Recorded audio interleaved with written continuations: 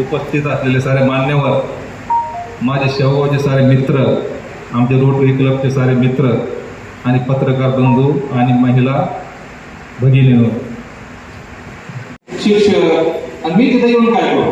म्हणजे माझा असा समज होता का हा फक्त एज्युकेटेड लोकांचा क्लब आहे, पण रोटरी क्लब हा बेसिक म्हणजे तो सगळ्यात महत्वाचं जात पात धंदा उद्योग काही पाहत नाही, ते फक्त माणसं पाहतात.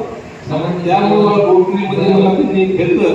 थोडे दिवस मी लांब राहिलो, पण नंतर इतकं माझं अस्तित्व म्हणजे अचानक हे वाढलं माझं, तर मला त्याची अशी तलब लागली मला रोटरी क्लबची. कुठला कार्यक्रम असला का पुढं, कुठला कार्यक्रम असला पुढं, त्याच्यामुळं त्याची आवड तयार झाली. आणि आवड तयार होता होता माझ्या अध्यक्षपद माझ्या खांद्यावर जबाबदारी क्लबने दिली. त्यामुळे मी त्याचा खूप खूप धन्यवाद आहे.